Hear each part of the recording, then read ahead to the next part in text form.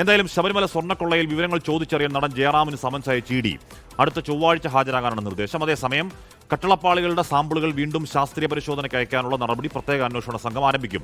കേസിൽ തന്ത്രി കണ്ഠർ രാജീവരുടെ എൻ വാസു എന്നിവരുടെ ജാമ്യാപേക്ഷ കൊല്ലം വിജിലൻസ് കോടതി ഇന്ന് പരിഗണിക്കും. മറ്റൊരു പ്രതി ഗോവർദ്ധന്റെ ജാമ്യാപേക്ഷ ഇന്ന് സുപ്രീം കോടതിയുടെ പരിഗണനയ്ക്കുമെത്തും. സൂര്യഗായത്രി ആർ അച്യുതൻ വാർത്തയുടെ വിവരങ്ങൾ ചേർന്നു. സൂര്യഗായത്രിയിലേക്ക് ആദ്യം. സൂര്യഗായത്രി, ഇതിൽ ജയറാം എന്ന് പറയുമ്പോൾ പറഞ്ഞത് പോറ്റി എൻ്റെ കയ്യിൽ 5 പൈസ വാങ്ങിയിട്ടില്ല, ഇത് ഐശ്വര്യമുണ്ടാകും എന്ന പ്രതീക്ഷയിൽ ആരും ഇതൊക്കെ നടന്നതെന്നുള്ളതാണ്. ഏതെങ്കിലും തരത്തിൽ സാമ്പത്തിക ഇടപാടൊന്നുമില്ലെങ്കിൽ എന്തുകൊണ്ടാണ് ജയറാമിന് ഇ ഡിയുടെ നോട്ടീസ് വരുന്നത്? സൂര്യ.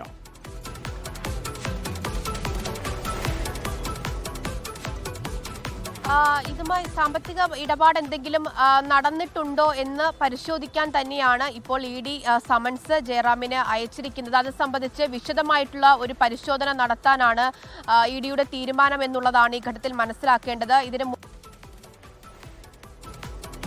ജയറാമിന് ഇ ഡി നോട്ടീസ് SIT ചോദ്യം ചെയ്യൽ അല്ലെങ്കിൽ SIT മൊഴിയെടുക്കൽ, ചോദ്യം ചെയ്യലോ മൊഴിയെടുക്കലോ രണ്ടാണെങ്കിലും അതിന് പിന്നാലെ ഇ ഡി കൂടി ജയറാമിന് നോട്ടീസ് അയച്ച് വിളിച്ചു വരുത്തുകയാണ്. ഇ ഡിക്ക് ഏതെങ്കിലും തരത്തിൽ സ്വർണ്ണക്കൊള്ളയുമായി ബന്ധപ്പെട്ട പരിശോധന ഇ ഡി മാത്രമാണ് ഇ ഡി നടത്തുക. അത് സ്വർണ്ണക്കൊള്ളയിൽ മാത്രം നിൽക്കുന്ന സാമ്പത്തിക ഇടപാടുമാവില്ല ഒരു പക്ഷേ.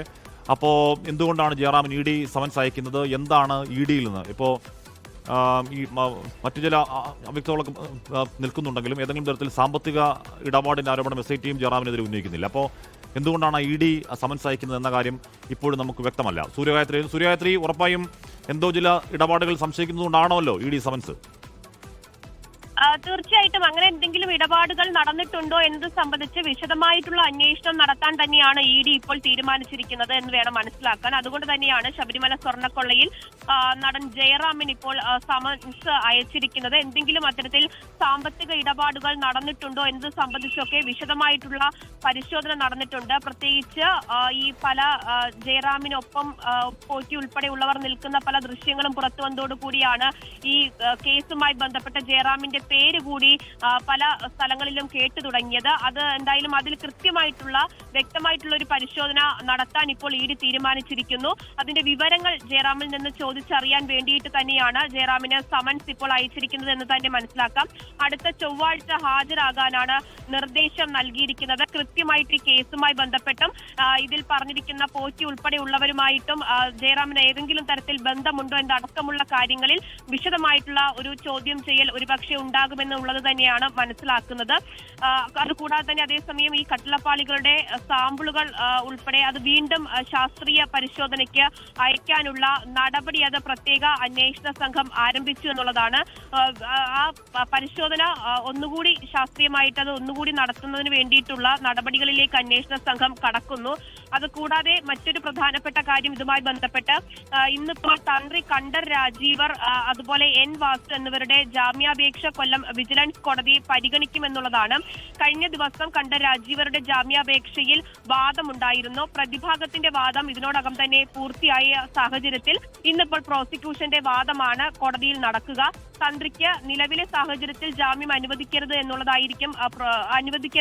തന്നെയാണ് പ്രോസിക്യൂഷൻ കോടതിയിൽ വാദിക്കുക. തന്ത്രിക്കെതിരെ പുതിയ ചില തെളിവുകൾ അത് കോടതിയിൽ അന്വേഷണ സംഘം ഹാജരാക്കും എന്നുള്ള സൂചനകൾ കൂടി ലഭിക്കുന്നുണ്ട്. അതിനായിട്ടുള്ള നീക്കങ്ങൾ കൂടി നടത്തുകയും ചെയ്യുന്നുണ്ട്. പ്രത്യേകിച്ച് ഒന്നാം പ്രതി ഉണ്ണികൃഷ്ണൻ പോറ്റി ഉൾപ്പെടെയുള്ളവർ പുറത്തിറങ്ങിയ സാഹചര്യത്തിൽ തന്ത്രിയും അത്തരത്തിൽ പുറത്തിറങ്ങാതിരിക്കുന്നതിന് വേണ്ടിയുള്ള അത്രത്തോളം ഉള്ള തെളിവുകൾ, ശക്തമായിട്ടുള്ള തെളിവുകൾ തന്ത്രിക്കെതിരെ കോടതിയിൽ അന്വേഷണ സംഘം ഹാജരാക്കുമോ എന്നുള്ളതാണ് മനസ്സിലാക്കേണ്ടത്. കട്ടളപ്പാളി, ദ്വാരപാലക പാളി കേസുകളിലെ ജാമ്യ ഹർജിയാണ് ഇന്നിപ്പോൾ കൊല്ലം വിജിലൻസ് കോടതി പരിഗണിക്കുന്നത്.